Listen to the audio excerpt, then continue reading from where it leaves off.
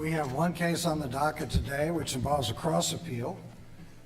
We've allocated 20 minutes per side, so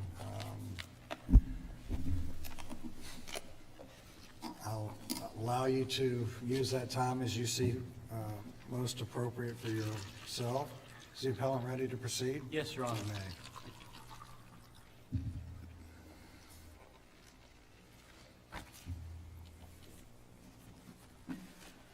Good afternoon, Your Honors. I am John Jopling of the Dell Graham Law Firm in Gainesville. With me is my co-counsel, Ms. Jennifer Lester. Together, Ms. Lester and I were privileged to represent the appellant cross appellee, Select Specialty Hospital of Gainesville, in the trial below, and are pleased to do so here as well. This appeal, Your Honor, arises out of... Can I ask you how much time you'd like to reserve and how you'd like to do Thank you, that? Your Honor. Your Honor, I think I'm going to try for 8 minutes on the initial appeal with 12 for response and rebuttal afterwards. Thank you for the reminder. Your Honor, this arises from a 2-count complaint brought by the plaintiffs against Select Specialty Hospital of Gainesville. The first count brought, if I might say, conventionally under Florida Chapter 766, Florida's medical malpractice statute. The second brought under Florida's Adult Protective Services Act, Chapter 415. The 2 counts alleged essentially identical wrong, if I may use that term. They both allege that the hospital, chiefly through its nursing staff, failed in certain ways to deliver appropriate care to Mr. Barth in ways that led to his development of a pressure sore. The allegations which are found at paragraphs 9 and paragraph 16 of the complaint are virtually identical, phrased slightly differently, but the key point here is that they all involved medical care, nursing care as well, governed by Chapter 766. To just briefly state, it's important for the court to understand, Mr. Barth came to Select Specialty Hospital from a hospitalization at Shands Hospital where he had undergone surgery for an aortic aneurysm. As a result of that surgery, he was rendered a paraplegic. He came to Select Specialty primarily to be helped in weaning off of a ventilator. He was entirely ventilator dependent, also dependent on tube feeding. The court will appreciate, I believe, that Select Specialty is a Class 1 acute care hospital. It is what is sometimes referred to as an LTAC, or longer-term acute care hospital.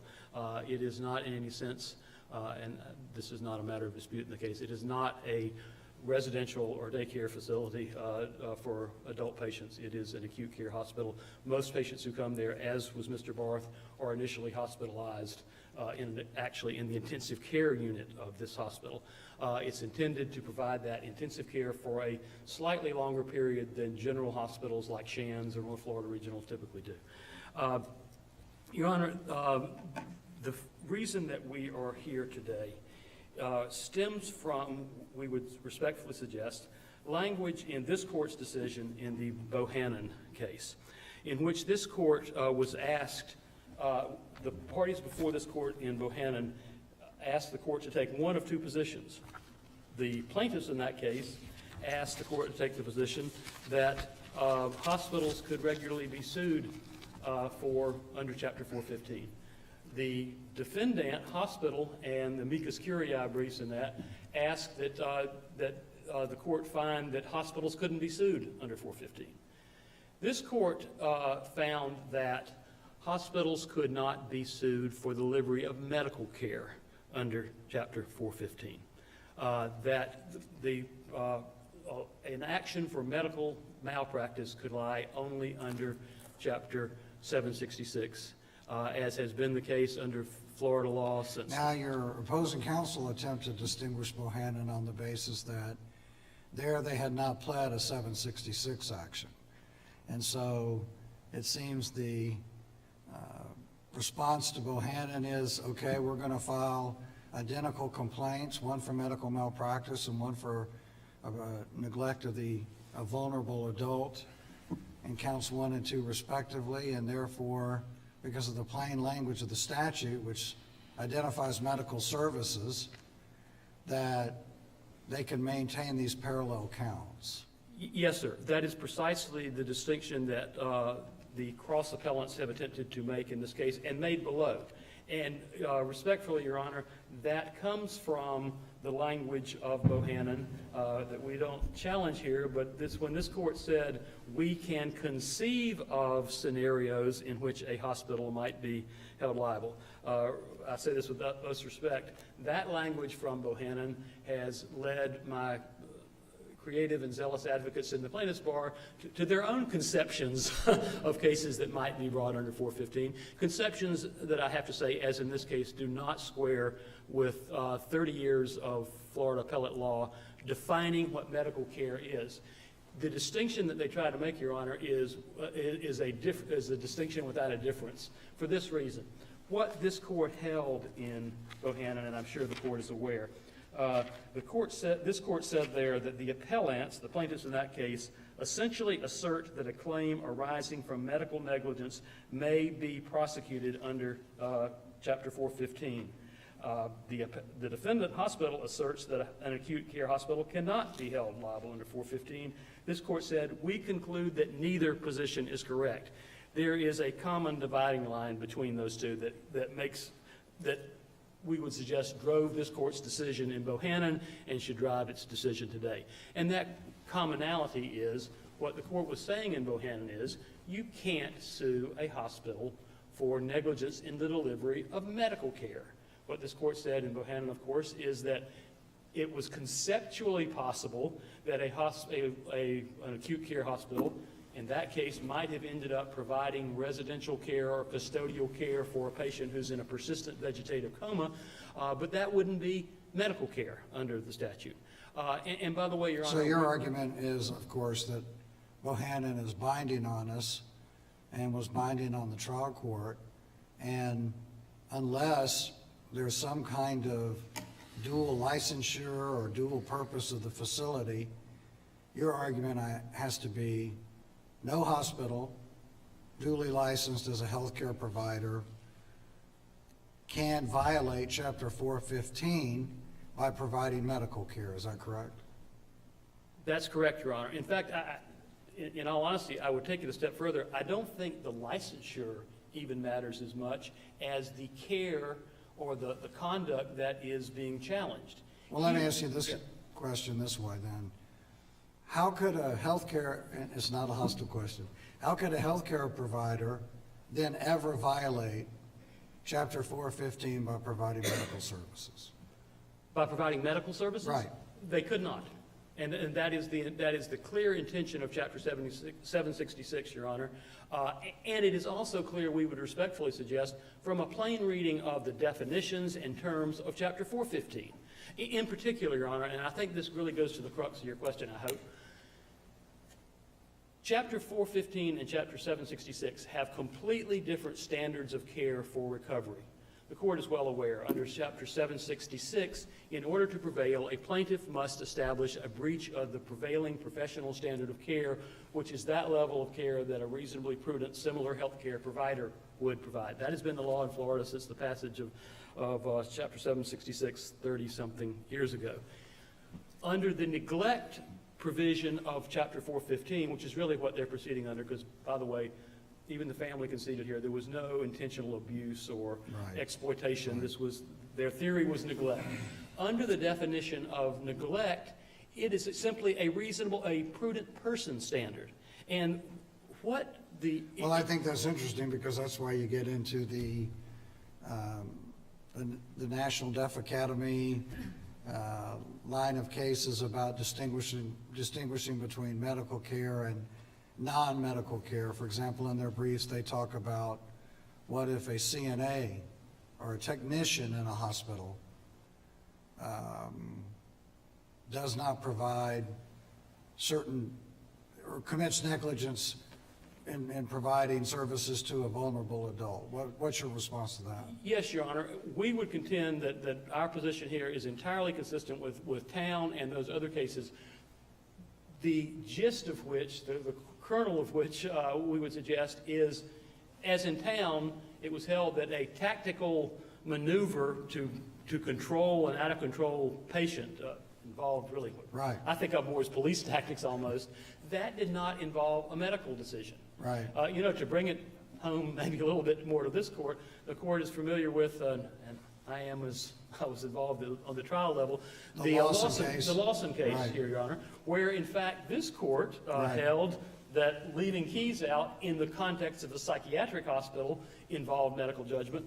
Supreme Court said no. I just sent it and said it didn't, but, and the Supreme Well, I Court- understand you. And the Supreme Court disapproved of our majority decision there. Yes, Your Honor, but I think that's a clear point, and what I would suggest to you in this court, in this case, we don't get anywhere close to that line, because what we're talking about here. Well, my question though is, Yes, and I'm going to give you some additional time. Thank you. Both sides. My question though is, let's say you're in a hospital. Yes, sir. Whether it's Select Specialty Shands, any other hospital. A certified nursing assistant, I believe the opposing counsel said they're not held to a professional standard of care, or perhaps a technician of some type, commits negligence regarding a patient who's a vulnerable adult. Let's say the adult is comatose. Yes, sir. And the technician or the CNA doesn't provide or allows an intravenous device to malfunction. Is it your argument, I'm not saying it can't be Yes, sir. correct, is it your argument that that cannot be a 415 claim? Your Honor, my answer is in two parts. To be as direct as I can to that answer, that particular scenario you described cannot be a 415 claim for this reason. That delivery of those services by a CNA or a tech is directly under the responsibility, and they are operating under an RN or a physician. They are doing things that are directed. As in this case, Your Honor, we're talking about, for example, one of the issues is how often the patient was turned. Now, it is true. It is possible that people other than a nurse can turn, but That was only in your facility, and just to be clear, there was no apportionment regarding Heartland on the 415 claim, right? right, Your Honor. If a non-licensed or a person that's not covered by 766 is delivering medical care, but it is being directed and overseen by a healthcare provider, as candidly, Your Honor, I don't think there's any debate in this case. This hospital, which obviously is covered by 766, has policy, very, very specific policies and procedures about exactly how often patients are to be turned. Okay, So- you said your answer was two parts. Yes, The sir. first one was Yes, sir. no. The second, Your Honor, that is probably not a frequent occurrence, but certainly we would not suggest, as this court conceived of in Bohannon, if an acute care hospital, and candidly, I think this is be extremely rare, but if they were taking care of a patient somewhat custodially in a persistent vegetative coma, and the janitor came in and stole their wallet, or there was some other entirely non-medical incident or certainly if someone came in and struck them or did something that had nothing to do with medical care, I think, candidly, Your Honor, the statute itself, 415. And that would be in line with town and Yes, sir. and their disapproval of Lawson in that you would not be required to do the pre-suit against the custodian. You could sue the custodian for negligence or a 415 claim. Yes, sir, and I know I'm almost out of time. If I may just conclude. Well, I'm going to allocate 5 minutes to both parties, Okay. both sides. Your Honor, if I could Additional just 5 minutes. make this point. Our essential point is this. We are not contending that an acute care hospital can never, under any circumstances, be sued under 415. What we are contending is they cannot, under any circumstances, be sued or have a recovery made against them for the delivery of medical care. And in this case, there is simply not any dispute that what is being sued for here, what both counts talked about, was the delivery of health care to this patient. Counsel, under any sort of circumstances, can the same conduct or services provided by medical services provider be a basis for a claim under Chapter 415 as well as Chapter 766? No, Your Honor. And the plaintiffs, of course, argue here, and the language of 415 does say that its remedies are, in addition to and cumulative.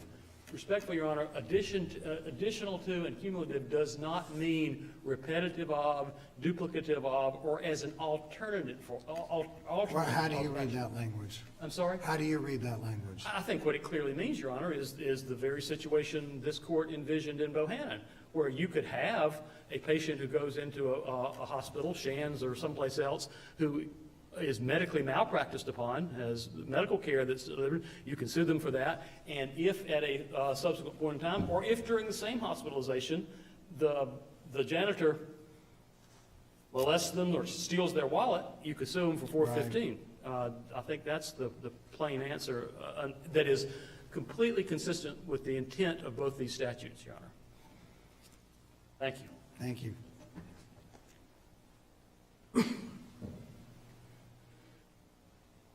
May it please the court, Rebecca Creed on behalf of the plaintiff. First, Do you know how you want to say oh, your I'm sorry. time? Yes, I'd like to reserve 5 minutes for Sir rebuttal. As to the statutory claim, Select's argument is not supported by the plain language of the statute, both the language of Chapter 415 and Chapter 766.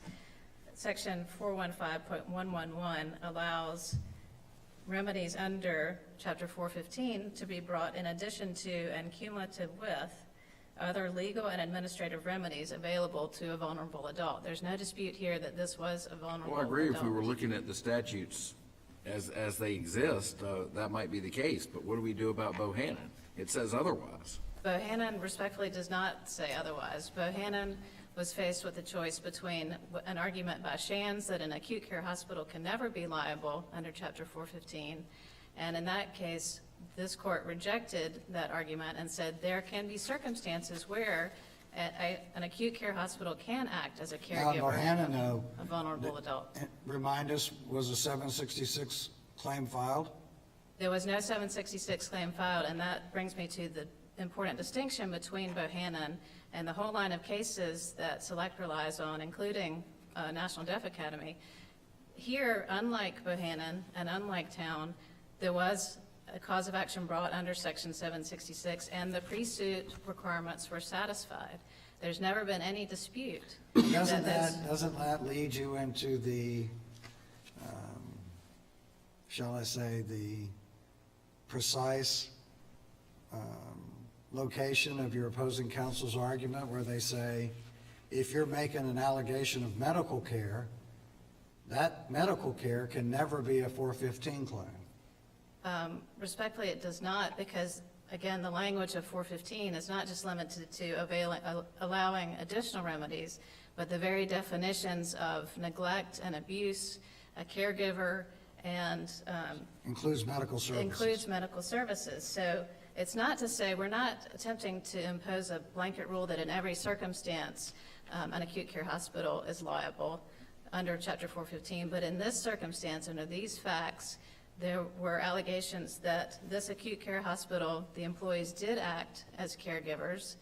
There were allegations to support and proof to support that what this acute care hospital did as a caregiver was to fail to provide services to this vulnerable adult. The definition, again, of neglect is the failure or omission on the part of a caregiver to provide the care, supervision, and services necessary to maintain the physical and mental health of the vulnerable adult, including medical services, which a prudent person would consider essential for the well-being of a vulnerable adult. The definition of abuse also includes an impairment to a vulnerable adult's physical, mental, or emotional health. Well, So by the I very guess that leads nature, back to my colleague's question then. How does Bohannon not foreclose your argument here? because in Bohannon, the choice was between, in Bohannon, the facts, as they were in all of the line of cases under Bohannon, the facts were an attempt by a plaintiff to avoid his failure to pre-suit the cause of action under Section 766. Here, we've alleged both, and we properly pre-suited, and so there's no Well, debate that Do you really this is- think that's the crucial I think point that in is Bo- a crucial. Hold on, let me finish sorry. my question. You really think that's the crucial point in Bohannon, in that in that case, they didn't file a 766 claim? We said your 415 claim is based on medical malpractice, essentially. You can't bring it under 415. Had the same parties a week later said, okay, well, we'll just file 2 counts, and we'll make the medical claim 1 count, and we'll make the exact same behavior, wrongful behavior, count 2 under 415. Do you think the Bohannon court would have said, yes, that's what we meant? I don't think so. No, because in that case, it was too late to have fixed. I understand that, but do you really think that's the logical, critical, analytical piece of Bohannon, that, oh, well, you didn't pre-suit, so you can't? That's not, I don't think that's the language in Bohannon. The language of Bohannon, though, is a distinction between you can't use Chapter 415 to avoid your duties under Chapter 766, and here we didn't try to do that. We properly preceded, and there's never been any dispute that we properly preceded this. And if the legislature had intended to foreclose an action against an acute care hospital based on this type of conduct under Chapter 415, it would have said so, just as it did with regard to nursing homes and assisted living facilities. There, only claims against nursing homes and assisted living facilities can arise under those particular statutes. There's no analogous language. Chapter 766 is not an exclusive. I think your cause of action. statutory language argument is quite strong. If you had a Supreme Court case that interpreted that statutory language to allow the 415 claim, Bohannon would not be binding on us. But again, respectfully, Bohannon doesn't foreclose a Chapter 415 claim against an acute care hospital. That is not what it says. It says in circumstances it can arise. And here, this brings me to another point. The allegations and the proof at trial were not duplicative. We did not attempt to bring the exact same claim under Chapter 415 as we did a claim for medical negligence. There were additional claims and counts in our Chapter 415 claim that related to neglect that were not duplicative. But they were all based on medical care, right? But again, going back to... Would you concede that? That They were all the based on- claims, that all the genesis of all the claims is the failure to, and I don't know that it defeats your argument here, because the statute does say medical services. But It is not, yes, I would agree. just to frame the issue for both Sure. sides fairly, it's It's all not- medical care, right? Right, it's not as if, the example given, as if a janitor came in and stole a wallet. It is So- the failure to provide medical Right. services. So if, let's say, a doctor or a nurse provides negligent services, medical services to a vulnerable adult in a hospital, your argument is that doctor or nurse or healthcare professional, and or the hospital, of course, can be sued for damages in 2 different counts for the exact same conduct. Well, One 766 and one 415. to the extent it is the exact same conduct, I think you would be required to, at some point, distinguish between those, just as we have done here. Again, we didn't rely on the exact same conduct under Chapter 415 and Chapter 766. In this instance, we relied on conduct that was specific to the definition of neglect, which was a failure to provide care that was essential to the well-being of a vulnerable adult, including medical services. And even in their reply brief, Select basically concedes, yes, you can, if there's a complete failure or omission to provide medical services, then that would be enough to give rise to a Chapter 415 claim. And that's what we have here. We have a failure to respond to the plaintiff, and we have a failure to abide by the hospital's own policies and practices, and by the legal implications of putting a plaintiff, a vulnerable adult, in restraints. Our verdict form did not seek the same damages. In fact, we were very careful in the verdict form, and the form of the verdict was agreed to by the defense. We were careful to ask only for loss, injury, or damage to plaintiff relating to the deep tissue injury under the med-mal claim, and related to a claim under, for statutory violation, was limited to the use of the restraints and the failure to respond. So what was remind us, what were your damages under 415? What was the injury? Was it the anxiety? The after injury the use of was the restraints? the serious physical, serious psychological impairment to the plaintiff as a use of the restraints when he was already on a ventilator, paralyzed from the chest down and was intubated and unable to breathe clearly or easily, and the failure to respond at all to his call bells when he was already impaired and restrained and a vulnerable adult. So again, we are seeking different damages. It's not as if we're seeking the exact same damages under both. There is a distinction, and again, Chapter 415 doesn't foreclose this additional claim for legal remedies, nor does Chapter 766 say that you can only bring a claim for medical services against But a more hospital. specific, counsel, what were the actual damages proved at trial resulting from the improper restraints or the slow response times? Yes, the damages proven were, again, in the nature of the damages under the neglect statute, which was serious psychological injury. And in this case, we had Select's own employees, nursing administrators, concede that it's the improper use of restraints, to continue to use a restraint when it's no longer ordered by a physician, is essentially abusive.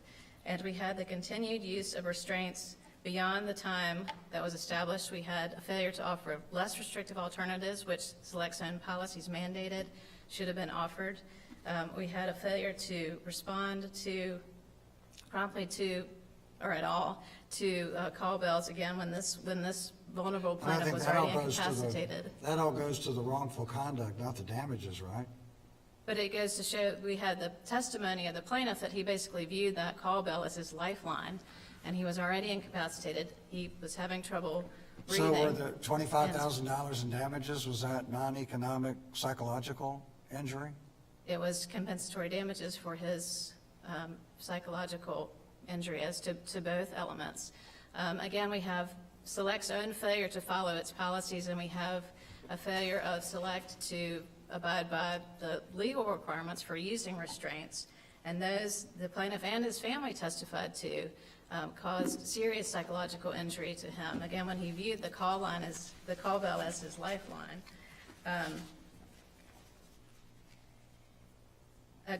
So Going all to- those, I'm sorry, go ahead, you go ahead. As to the attempt to bring us into this ordinary versus medical negligence analysis under National Deaf Academy, I would submit that this is more like the situation in Lawson and more like the situation in town, because this conduct didn't directly relate to medical care services that require the use of professional judgment or skill. Again, some of this conduct was undertaken by aides or certified nursing assistants who were not subject to a prevailing professional standard of care. And again, the very nature, the definition of neglect under the statute allows for proof of what services a prudent person would consider essential Now, in to Lawson, it was, well-being. that case involved leaving keys out. Yes. That the psychiatric patient managed to tragically get a hold of and walked out of the facility and was killed. Yes, here I I would. mean, that's clearly, at least I thought so.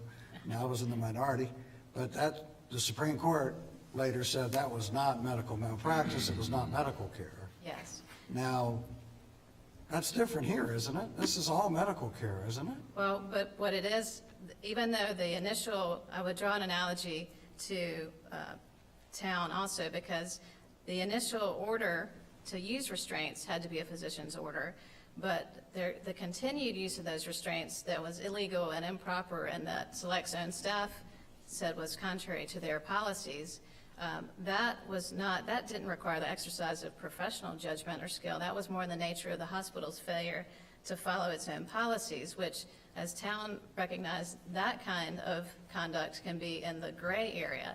It is not so clearly reliance on a professional judgment. And again, it's common sense. It's more of a common sense approach here than it is to argue that it was such an exercise of medical care that it required professional judgment or Do skill. you mind if I ask you about the cross appeal? Yes.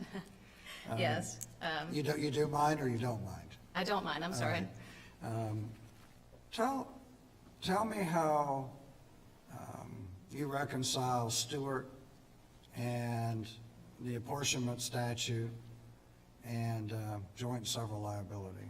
You've made an argument here that Heartland was a subsequent independent tortfeasor. Yes. And you've made two arguments there, one based on causation, but the other based on the proposition that Heartland was a subsequent independent tortfeasor, so causation's irrelevant, essentially, under Yes. that legal question. Can you address that second part of your argument? Yes, the second part of my argument. So the second part is basically because there was no proof of causation, there was no proof that, we contend there was no proof that Heartland breached a standard of care, at least by the testimony of our experts and the defense experts. There was no attempt to link any breach in the standard of care to the initial injury that this plaintiff suffered, which was a deep tissue injury that he suffered on April 20th before he ever left Select's care. And he was not admitted to Heartland until June 1st. So there was nothing to show that anything Heartland did or didn't do caused that initial injury.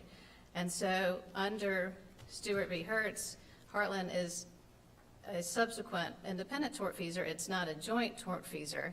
Only if it were a joint tortfeasor would you get into considerations of apportionment of fault. What about your opposing counsel's argument that the testimony about not repositioning him at Heartland, I think only twice in 74 days, and not using the special type of bed, that, and asking your experts, was that a breach of the standard of care? Yes. Would that have caused the sacral wound to progress from a stage 2 to a stage 4? That's not sufficient. That is not sufficient because, again, what's at issue here and what the jury found was that Select was negligent when in allowing this deep tissue injury to arise in the first place. And so the deep tissue injury is the initial injury that arose on April 20th.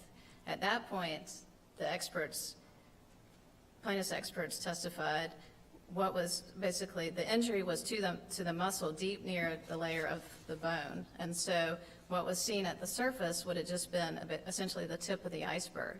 And so that nothing that Heartland did down the road 6 weeks later could have changed the outcome of that initial deep tissue injury, whether for better or for worse, as the plaintiff's nursing expert testified. By the time that this plaintiff reached Heartland, the horse was out of the barn. It wouldn't have mattered if the Heartland had used different bandages, and it wouldn't have mattered if Heartland had positioned this plaintiff more, because the deep tissue injury had already been sustained, and it was simply that is when that injury occurred, and there was nothing, again, to link any negligence of Heartland, even if it's shown. There was no testimony to link that negligence to that initial injury. And so under Stewart v. Hertz, to the extent Heartland maybe didn't turn this plaintiff or didn't provide the right kind of bed, that was an aggravation of the original injury to the extent that the injury may have gone from what was documented on the skin as a stage 2 to a stage 4. But again, the injury to the plaintiff had already been sustained. Well, it's long interesting to before. me, the law doesn't seem very clear to me in this area, and that is, I'm sure it's just me, but that is, when a party is a subsequent and independent tortfeasor, which you've argued they are here, the interaction of the statute on apportionment of fault and Stewart's definition of subsequent and independent tortfeasors, and I guess DeMarico, the second collision case. I mean, is there an argument that there are really very few cases that would qualify as joint and several liability, especially in light of the legislature's obvious disapproval of joint and several liability after the Walt Disney case? And therefore, your argument here is it would be rare that you could justify a non-party defendant under FOBRA now. I think it should be, I think, a difficult standard to meet under FOBRA, because you do have to show under the language of the comparative fault statute, you do have to plead and prove, Select would have had to plead and prove the fault of the non-party in causing the plaintiff's injury. So here, the cause of the plaintiff's injury was Select's negligence, and the injury was the And injury nothing that occurred on precluded- April 20th. And nothing precluded Select from either seeking subrogation from Heartland, or if your client thought Heartland, well, your client did settle with Heartland. So. Not in this action, but yes. So, So, and, yeah, right, and so, to the extent that Select wanted to apportion fault to Heartland, which is when you have the prohibition against joint and several liability, if Heartland was shown to have jointly contributed to this initial injury, which it did not, but had it been shown, then Select would have been required to prove the fault of the non-party defendant in causing this injury, and that standard wasn't met. So Select is not then permitted to apportion fault to a non-party who is not there. but isn't your There's- argument that they should have never even been put on the verdict form? But I guess you make that decision at the close of the evidence. Yes, that is, we moved for directed verdict and renewed that Heartland never should have been on the verdict But you made form. that argument before the trial began too, right? Yes, What was yes, the and that's what prejudice- led to the What was the prejudice to your amendment. client for putting Heartland on the verdict form? I'm sorry? What was the prejudice to your client to putting Heartland on the verdict form? Because there was no proof shown that Heartland was in fact at fault for this plaintiff's injuries. The fault was solely the fault of Select under Stewart v. Hertz. In regards to that point, can you distinguish between an aggravation of an initial injury and a continuing of a single injury? Yes, in this case, because the nature of the initial injury is the deep tissue injury that was first sustained on April 20th, there was no showing that anything Heartland did could have caused that injury, given the remoteness in time and the failure of any expert to try to link any negligence of Heartland to that initial injury. And so, again, it arises from the nature of the deep tissue injury itself. And the deep tissue injury occurred on April 20th. That was the injury. The manifestation into stage 2 or stage 4 was not a continuum. It was perhaps aggravated, but that original initial injury happened well before this plaintiff ever arrived at Heartland. As to We're the... down to 3 minutes. Sorry. I did want to just briefly mention, there has been a recent Florida Supreme Court case that has determined that the joint and several liability, or the comparative fault statute, has not somehow implicitly abrogated or overruled the Stewart case, because again, Stewart, the courts have found, does not address joint and several liability. It's the independent liability of a subsequent tortfeasor, and under Florida law, that's negligence of Heartland, even in aggravating the original injury, is deemed foreseeable and something that Select should bear the cost of. I know you don't have to take on this burden, but I'm wondering if the fault, apportionment of fault statute has an abrogated fabre and required and prohibits non-party defendants, but that's not your burden. You can just stick with the facts of the Okay, case. well, I would add that the language of the comparative fault statute is the statute, that's the language that establishes the burden to show the fault of the non-party. Thank you. Thank you.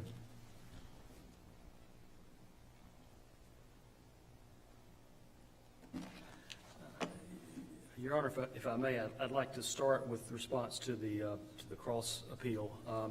And I would start by reminding the court, as the court is aware, of course, that as the burden is on the primary appellant, the burden on the cross appellant here is such that if there is evidence to support this verdict below on that they're appealing from, essentially the apportionment of damages between Select Specialty and Heartland, if there's evidence to support it, then the decision below must be affirmed here. There is substantial evidence to support it, Your Honor. We've cited it in the brief.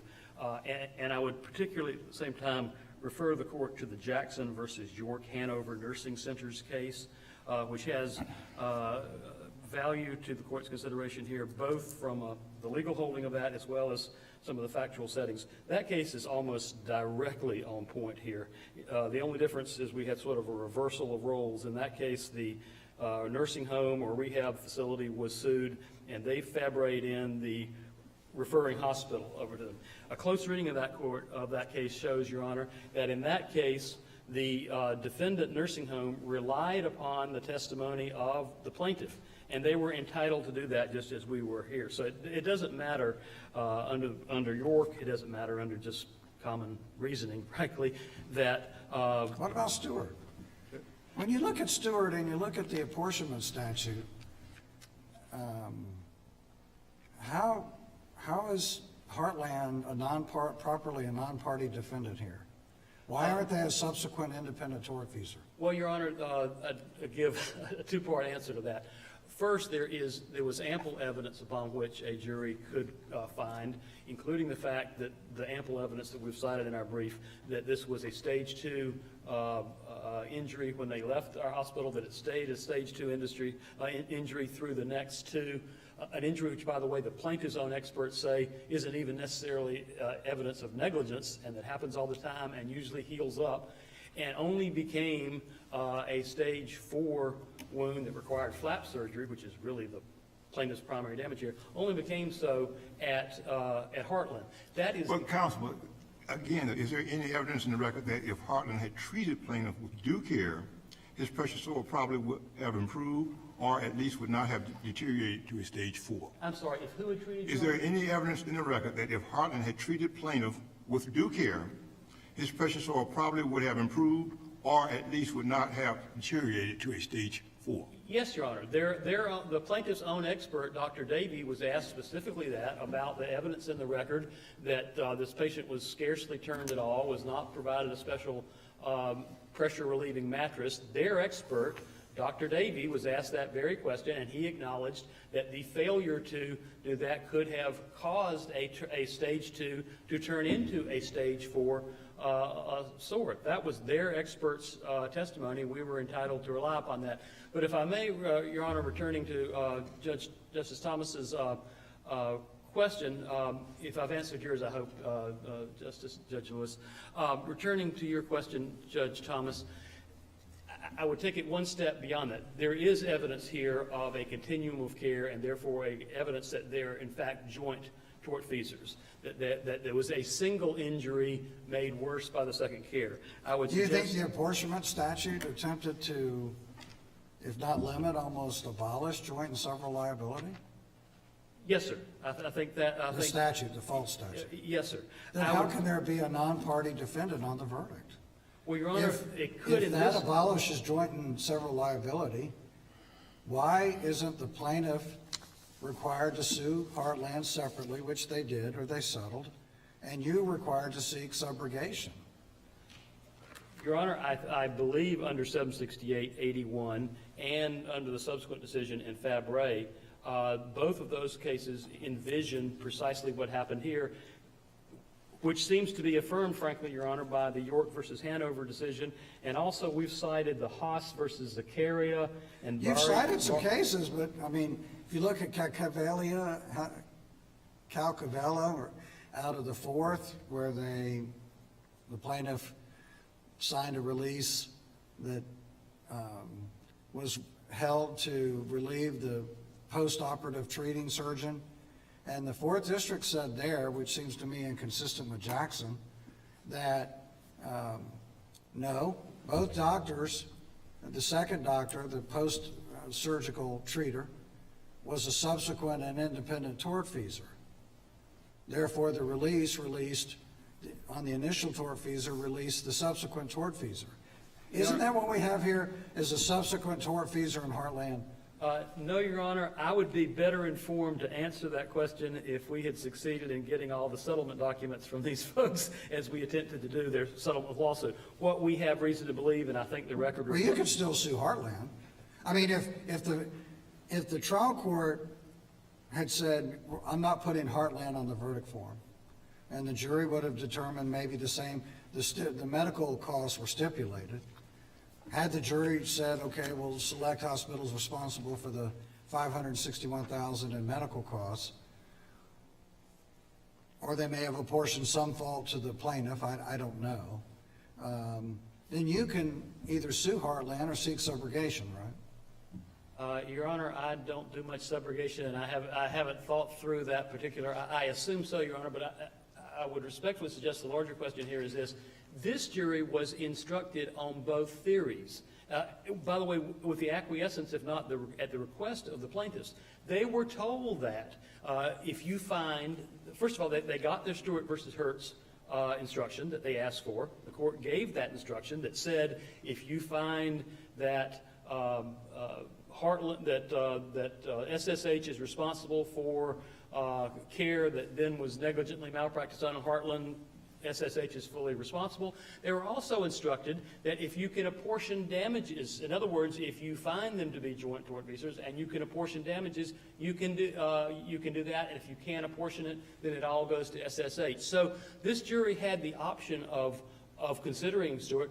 This jury clearly found them to be, by their verdict, found them to be joint tortfeasors. Continuing joint tortfeasors, both treating a continuum of care, precisely as in the Jackson case and the Zachary. Well, I'm not sure I agree with the Jackson case, but I've taken a lot of your time. Did you want to address the 415 claim further? Your Honor, I think we've covered that. If I may just very briefly say I this. mean, you address whatever you wish. I just want to give you that opportunity. Thank you, Your Honor, and thank you for the reminder. Two brief points. I don't want to belabor this. I don't know if it's a concern of the court. On the issue of caregiver, there's two Latin terms, neither one of which I can pronounce with a lot of confidence, but it's something like nocitur associus, which means words or interpreted by the company they keep, I believe.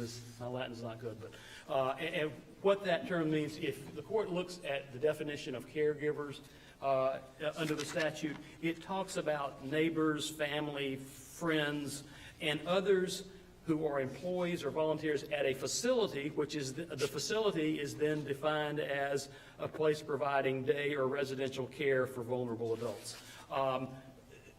If the legislature had intended to make health care providers, they surely would have put it in there, and that definition of caregivers seems to exclude that. If I can respond on a point that was asked of appellant counsel, on this question of the fact that 415 talks about the provision of medical services. This may seem like a small distinction, but I think it's a telling one. They talk about the provision of medical services, not medical care. And I think the logical interpretation of that is if you've got a neighbor or you've got a guardian that's coming over to grandma's house and taking care of grandma, and grandma is clearly terribly ill, and the person has an agreement to take care of grandma, you're paying them, and any reasonable person would know grandma needs to go to the emergency room, and they take them, they can be liable under a prudent person standard. It is not talking about medical care and the standard of recovery provided under 766. Finally, Your Honor, on the 415, I know I'm almost out of time, so I'll speak quickly here. Here's the key we would suggest. If the plaintiff's argument were to prevail here, if the cross-appellant's argument were to prevail, every single acute care hospital in this state would be subject to a plaintiff's option of suing them under 415 with a prudent person. Well, not just every acute care hospital, every hospital. If If their argument prevails, Sure. every healthcare provider. Every hospital would be subject to that, which would mean a change in the standard of care, and of course, significantly, and I don't think the court need ignore this, the addition under 415 of attorney's fees, which is clearly a driver of these kinds of cases. Finally, Your Honor, I think I've covered most of what I wanted to ask about. I think I've mentioned that the jury was instructed on both theories. I think you've covered it, and I gave you 5 more minutes. So I if you'll appreciate it, conclude. Your Honor. Nothing Thank further. you. Thank you.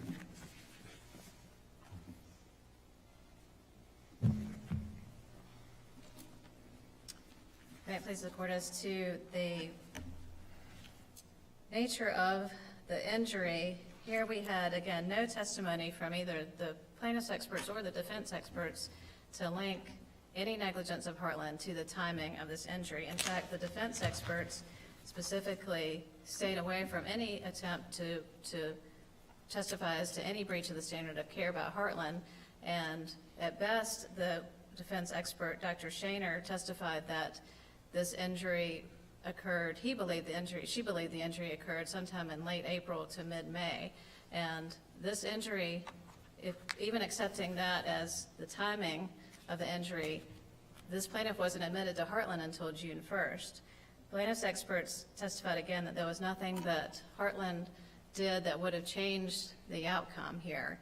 And the fact that it may have been documented as a stage 2 and then a stage 4 is an aggravation of the original existing injury, the initial injury, which was the deep tissue injury that the jury found Select was responsible for.